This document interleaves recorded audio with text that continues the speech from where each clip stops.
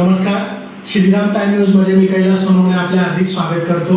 सुरुवातीला पाहूया 24 तासातील ताज्या घडामोडी। शहरातील जेल रोड परिसरातील पक्ष संघटनांकडून केलेले अतिक्रमण तातडीने हटवण्याची हिंदू युवा सेनेची मागणी। बाबासाहेब कोतवाल ट्रस्टचे बांधकाम तात्काळ पाडावे यासह विविध मागण्यांसाठी भारतीय संविधान सेनेतर्फे आमरण उपोषणास सुरुवात। प्रभाग क्रमांक 11 मधील 1000 लाभार्थी महिलांना नॅशनल मोबिलिटी स्मार्ट कार्ड वाटपाचा कार्यक्रम संपन्न। आदर्श माता म्हणून राज्यभर गौरवलेल्या शिवराई ज्ञानदेव भोसले यांचे 95व्या वर्षी वृद्धापकाळाने झाले निधन। अखिल भारतीय माळी महासंघ धुळे महानगर व धुळे तालुक्यातर्फे माळी समाज विद्यार्थी गुणगौरव सोहळा संपन्न। आणि जिल्हा आहिर सुवर्णकार समाज संस्थेची सर्वसाधारण सभा उत्साहात संपन्न। आता बातमीपत्र विस्ताराने। धुळे शहरातील जेल रोड परिसरात काही पक्ष संघटनांकडून अतिक्रमण करण्यात आल्याचा आरोप करीत सदरचे अतिक्रमण तातडीने हटवावीत या मागणीसाठी हिंदू युवा सेनेतर्फे जेल समोरील मध्यवर्ती रस्त्यावर संपर्क कार्यालय टाकण्यात आले। धुळे शहरातील जेल रोड परिसरात व्यापाऱ्यांना तात्पुरते गाळे देण्यात आले, मात्र या परिसरात काही पक्ष संघटनांकडून अतिक्रमण करण्यात आल्याचा आरोप हिंदू युवा सेनेतर्फे करीत प्रशासनाने संबंधित अतिक्रमणे तातडीने हटवावीत या मागणीसाठी जेल समोरील मध्यवर्ती रस्त्यावर संपर्क कार्यालय थाटून जोपर्यंत प्रशासन अतिक्रमण काढत नाही तोपर्यंत हे संपर्क कार्यालय सुरूच राहील असा इशारा देण्यात आला। जेल रोड परिसरात व्यापाऱ्यांसाठी तात्पुरते गाळे उभारण्यात आले असताना काही पक्ष संघटनांनी या ठिकाणी अतिक्रमण केल्याचा आरोप हिंदू युवा सेनेकडून करण्यात आला आहे। प्रशासनाने या प्रकरणाची तातडीने दखल घेऊन अतिक्रमणे हटवावीत अशी मागणी संघटनेने केली आहे। यावेळी इक्की परदेशी, नगरसेवक रोहित चांदोडे, नगरसेवक जयेश वावदे, दिनेश बागुल, भटू ठाकरे, टिंकू बडगुजर, मयूर शार्दूल, कैलास कासार, सिद्धार्थ साळवे, मोहन टकले, संतोष परदेशी, भटू गवते, हितेश अग्रवाल यांच्यासह हिंदू युवा सेनेचे पदाधिकारी कार्यकर्ते मोठ्या संख्येने उपस्थित होते। आज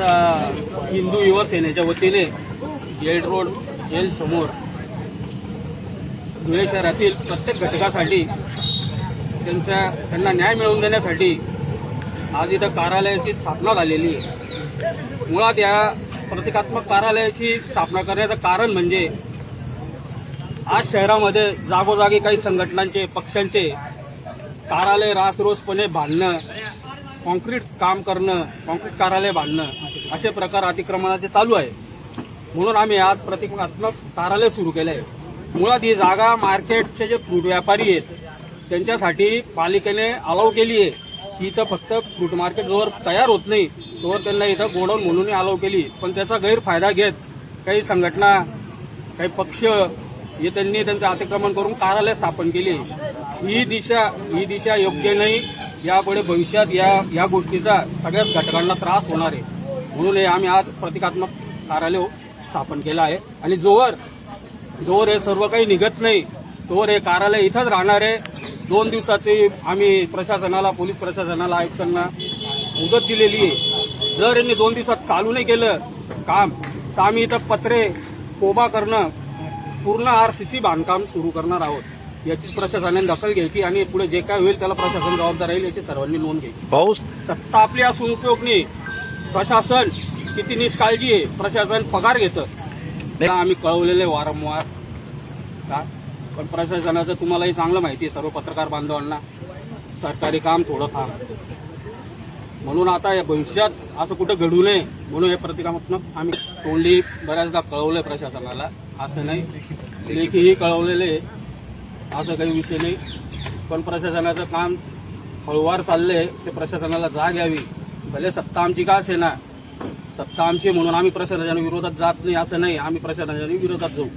शहरातील बाबासाहेब कोतवाल ट्रस्टचे बांधकाम तात्काळ पाडावे, जेल रोड आंदोलन स्थळ मोकळे करावे, जुनी महापालिका मागील गेट खुले करावे यासह विविध मागण्यांसाठी भारतीय संविधान सेनेतर्फे आमरण उपोषण सुरू करण्यात आले आहे। धुळे महानगरपालिका मुख्य इमारतीस लागून सार्वजनिक रस्त्यावरील बाबासाहेब कोतवाल ट्रस्टच्या बेकायदेशीर अतिक्रमणावर कारवाई करावी, जेल रोडवरील आंदोलन स्थळाची जागा मोकळी करावी यासह विविध मागण्यांसाठी भारतीय संविधान सेनेतर्फे आमरण उपोषण सुरू करण्यात आले आहे। धुळे शहराच्या मंजूर विकास आराखड्यातील 9 मीटर सार्वजनिक रस्त्यावर बाबासाहेब कोतवाल ट्रस्टद्वारे महापालिका हद्दीत विनापरवाना आरसीसी बांधकाम अतिक्रमण करून बेकायदेशीर व्यापारी अतिक्रमण करण्यात आले. सदर ठिकाणी विनापरवाना वापर करून धर्मदाय आयुक्त व नगर रचना नियमांचे थेट उल्लंघन आणि कर चोरी करून जनतेच्या हक्काचा सार्वजनिक रस्ता रोखण्यात आलाय. तसेच जिल्हाधिकारी कार्यालयासमोर आंदोलनास मनाई केल्यानंतर प्रशासनाने जेल रोड येथील क्युमेन क्लब ते मध्यवर्ती कारागृह दरम्यानची जागा आंदोलनासाठी निश्चित केली होती. परंतु पाचकंदील येथील शंकर मार्केट व इतर व्यापाऱ्यांच्या पुनर्वसनाच्या नावाखाली प्रशासनाने तेथे 10x10 ऐवजी 12x40 ते 12x80 चे अवाढव्य पक्के पत्रा शेड उभारून दिले आहे. संपूर्ण जागेवर ताबा मिळवला गेल्याने लोकशाही मार्गाने आंदोलन करणाऱ्या सामाजिक व राजकीय संघटनांना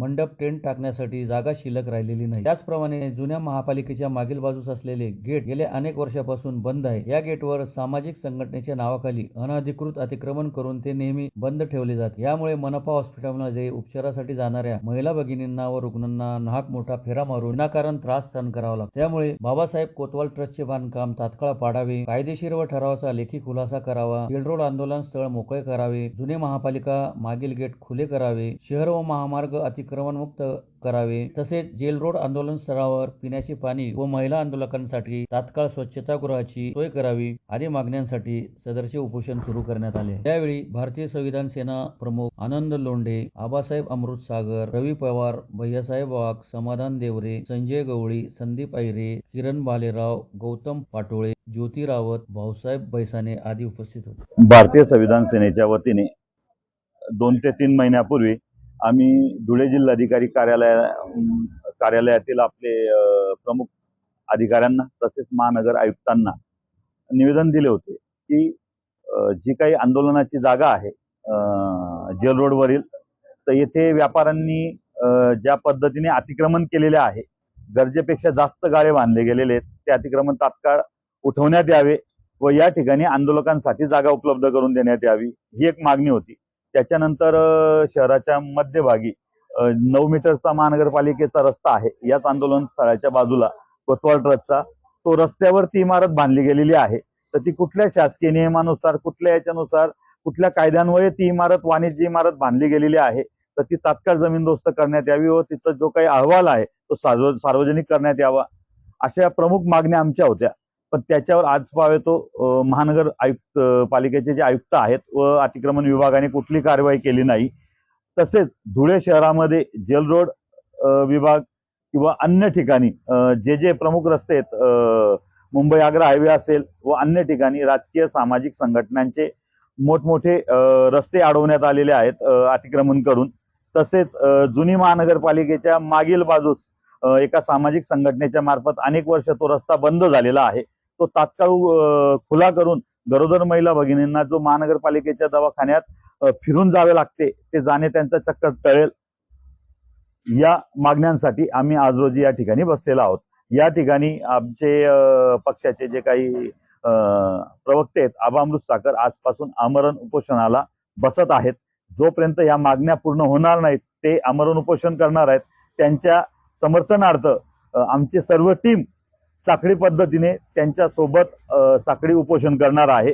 या मागण्या जर येत्या 8-10 दिवसात पूर्ण झाल्या नाही, 5 दिवसात, तर मी स्वतः आमच्या पूर्ण टीम सहित आमरण उपोषणाला बसणार आहे. महाराष्ट्र राज्य मार्ग परिवहन महामंडळाच्या national common mobility smart car योजनेअंतर्गत प्रभाग क्रमांक 11 मधील महिलांसाठी आयोजित करण्यात आलेल्या नोंदणी शिबिरात नोंदणी केलेल्या सुमारे 1000 लाभार्थी महिलांना सदर स्मार्ट कार्ड वितरणाचा सोहळा आमदार अनुप अग्रवाल यांच्या हस्ते शहरातील कुंभारखुंट येथे रविवारी संपन्न झाला. महाराष्ट्र राज्य मार्ग परिवहन महामंडळाच्या NCMC स्मार्ट कार्ड योजनेअंतर्गत धुळे शहरातील प्रभाग क्रमांक 11 मधील महिलांसाठी आयोजित करण्यात आलेल्या नोंदणी शिबिरात नोंदणी केलेल्या सुमारे 1000 लाभार्थी महिलांना NCMC स्मार्ट कार्ड वितरणाचा सोहळा शहराचे आमदार अनुप अग्रवाल यांच्या हस्ते रविवारी संपन्न झाला. मातोश्री स्वर्गीय विमल दिवे अग्रवाल यांच्या प्रतिमेस मान्यवरांच्या हस्ते पुष्पहार अर्पण करून कार्यक्रमास सुरुवात करण्यात आली. त्यानंतर नोंदणी केलेल्या 1000 महिलांना NCMC स्मार्ट कार्डचे आमदार अनुप अग्रवाल आणि ओमप्रकाश अग्रवाल यांच्या हस्ते वाटप करण्यात आले. सदर कार्ड वितरणाचा समारंभ कुंभारखुंट गल्ली क्रमांक 5 व 6 शनी रोड महापौर मायादेवी परदेशी यांच्या घरासमोर आयोजित करण्यात आला होता. यावेळी आमदार अनुप अग्रवाल, महापौर मायादेवी परदेशी, स्थायी समिती सभापती लताबाई सोनार, उपमहापौर ज्योत्स्ना पाटील, ओमप्रकाश अग्रवाल, माजी महापौर कल्पना महाले, जयश्री आयराव, गटनेत्या किरण कुलेवार, चेतन गवळी, रोहित चांदोडे, संतोष परदेशी, मोहन टकले, किरण आयरे, मुन्ना चौरसिया, करण परदेशी, राहुल परदेशी, भावेश कौलासकर, आकाश साकरी, टिंकू बडगुजर, हेमंत लोणारी, सागर वाडेकर, सिधू खैरनार, सनी चौधरी यांच्यासह पदाधिकारी मोठ्या संख्येने उपस्थित होते. आपल्याला एसटी मध्ये महिलांना अर्ध तिकीट आहे आणि ज्येष्ठ नागरिकांना फुकट आहे. तर या कार्डच्या माध्यमातून आपल्याला रोकडा पैसे द्यायची गरज नाही. अर्ध्या तिकीटची लाईनीत उभं राहून तिकीट काढायची गरज नाही. इथून जर आपल्याला नाशिकला जायचंय आणि तिकीट असेल 50 रुपये 50 पैसे, तर आपण 55 पैसे देतो. तो कंडक्टर म्हणतो सुट्टे नाही जे माझ्याकडे, मग ते वरचे पैसे आपले गेले. आता कार्डच्या माध्यमातून अर्धा तिकीट जर 50 रुपये 50 पैसे असतील तर तुमचे तेवढेच पैसे लागतील. वरचे सुट्टे द्यायची गरज नाही, परत घ्यायची गरज नाही, पैसे द्यायची गरज नाही, लाईनीत उभं राहायची गरज नाही. तर असं सरकार, आपल्या सर्वांचा लाडका देवा भाऊ यांचं सरकार, नरेंद्र मोदींचं सरकार अतिशय जोमाने आपल्या या देशाच्या सर्व नागरिकांसाठी कटिबद्ध आहे आणि कामाला जोरात या ठिकाणी अनेको योजना आणून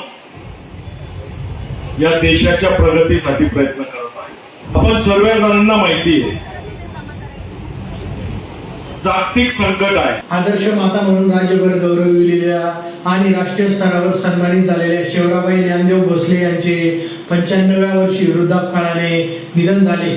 त्यांच्यावर हवेली तालुक्यातील नायगाव येथे शोकाकुल वातावरणात अंत्यसंस्कार करण्यात आले. आदर्श माता म्हणून राज्यभर गौरवलेल्या आणि राष्ट्रीय स्तरावर सन्मानित झालेल्या शिवराबाई ज्ञानदेव भोसले यांचे वयाच्या 95व्या वर्षी वृद्धापकाळाने निधन झाले. त्यांच्या निधनाने आदिवासी पारधी समाजासह सामाजिक, साहित्यिक आणि पत्रकारिता क्षेत्रात शोककळा पसरली आहे. त्यांच्यावर हवेली तालुक्यातील नायगाव येथे शोकाकुल वातावरणात अंत्यसंस्कार करण्यात आले. शिवराबाई यांनी आयुष्यभर समाजातील महिलांना स्वावलंबन, कष्ट आणि संघर्षाची प्रेरणा दिली. त्यांच्या या कार्याची दखल घेत त्यांना विविध संस्थांकडून तब्बल 29 पुरस्कारांनी गौरवण्यात आले होते. सन 2014 मध्ये तत्कालीन राष्ट्रपती प्रतिभा पाटील यांच्या हस्ते तर 2021 मध्ये तत्कालीन राज्यपाल भगतसिंग कोश्यारी यांच्या हस्ते त्यांचा विशेष सन्मान करण्यात आला होता. त्यांच्या पश्चात तुकाराम भोसले, भास्कर भोसले, महादेव भोसले, नामदेव भोसले, सुनील भोसले, अनिल महादेव तसेच मुली, सुना आणि नातवंडे असा मोठा परिवार आहे. अंत्यसंस्कारावेळी डॉक्टर मधुकर आव्हाड, उद्योगपती जयवंत शितोळे पाटील, सरपंच संभाजी खडके, विकास चौधरी, नामदेव शितोळे, रघुनाथ चौधरी, बाळासाहेब चौरे यांच्यासह नायगाव, पाटस, उरळी, कांचनो परिसरातील ग्रामस्थ, पारधी समाजातील विविध संघटनांचे पदाधिकारी आणि सामाजिक कार्यकर्ते मोठ्या संख्येने उपस्थित होते.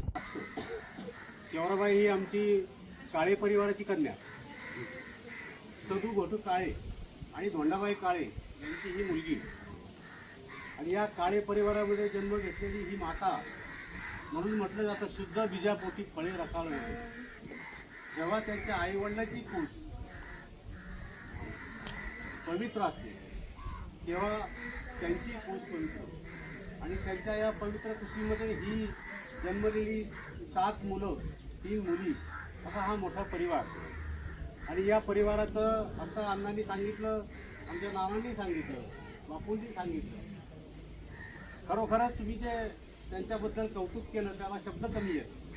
त्याचं कारण असं की नामदेवराव सारखा, भास्कर सारखा किंवा तुकाराम सुनील सारखी मुलं, एवढी हुशार मुलं, समाजामध्ये वागणारी मुलं, एक कमी शिकलेला माणूस लेखक होतो. खरंच आहे, बहिणाबाई चौधरींनी अशिक्षित असून किती कविता केल्या, तसा हा कमी शिकलेला मुलगा सुद्धा एक लेखक होतो, एक साहित्यिक होतो. अखिल भारतीय माळी महासंघ धुळे महानगर व धुळे तालुका यांच्यातर्फे शहरातील एकविरादेवी मंदिर समोर कानुश्री मंगल कार्यालय येथे रविवारी माळी समाज विद्यार्थी गुणगौरव सोहळा 2026 चे आयोजन करण्यात आले होते. अखिल भारतीय माळी महासंघ धुळे महानगर व धुळे तालुक्यातर्फे माळी समाज विद्यार्थी गुण गौरव सोहळा 2026 चे शहरातील अनुश्री मंगल कार्यालय येथे रविवारी आयोजन करण्यात आले होते. उपस्थित मान्यवरांच्या हस्ते प्रतिमा पूजन करून कार्यक्रमास सुरुवात करण्यात आली. त्यानंतर 12वी परीक्षेत 80% अधिक गुण मिळवणारे विद्यार्थी, 10वी परीक्षेत 85% अधिक गुण मिळवणारे विद्यार्थी तसेच विविध परीक्षांमध्ये गुणवत्ता यादीत स्थान मिळवणारे विद्यार्थी यांचा मान्यवरांच्या हस्ते गुणगौरव करण्यात आला. त्याचप्रमाणे सीए परीक्षेत उत्तीर्ण झालेल्या विद्यार्थ्यांचाही सन्मान करण्यात आला. या प्रसंगी हरिचंद्र रेंडे, राजेंद्र गवळे, सुनील महाजन, हनुमान चौधरी, एकनाथ आळवाडकर, किशोर माळी, अनिल वाघ, अनिल विरारी, काशीनाथ माळी, ज्ञानेश्वर माळी, राजेंद्र माळी, संदीप माळी, मुरलीधर बाविस्कर, डॉक्टर नामदेव माळी, सुनील माळी, जयेश माळी, भारत बाविस्कर यांच्यासह समाज बांधव, पालक व विद्यार्थी मोठ्या संख्येने उपस्थित होते. आज अखिल भारतीय माळी महासंघाच्या धुळे जिल्हाच्या वतीने या धुळे जिल्ह्यामध्ये तालुकावार गुणवंत विद्यालय सत्काराच्या कार्यक्रमाचे आयोजन केलेले आहे. पहिला कार्यक्रम आमचा सुरू झाला. आज या ठिकाणी आपला दुसरा कार्यक्रम होत आहे. या कार्यक्रमामध्ये धुळे महानगर आणि धुळे तालुक्यातील माळी समाजातील सर्व कोर शाखेतील विद्यालयांच्या सत्काराचा कार्यक्रम ठेवण्यात आलेला आहे. यामध्ये इयत्ता 10वी, 12वी, 10वी, पदव्युत्तर अशाच प्रकारे जे विशेष प्रावीण्य मिळवतात त्या गुणवंत विद्यार्थ्यांच्या सत्काराचा कार्यक्रम आयोजित केलेला असतो. मी 1992 साली या धुळे शहरामध्ये पहिल्यांदा हा कार्यक्रम घेतलेला होता. 1992 सालापासूनचा हा कार्यक्रम आज 34-35वा कार्यक्रम या ठिकाणी आम्ही साजरा करीत आहोत.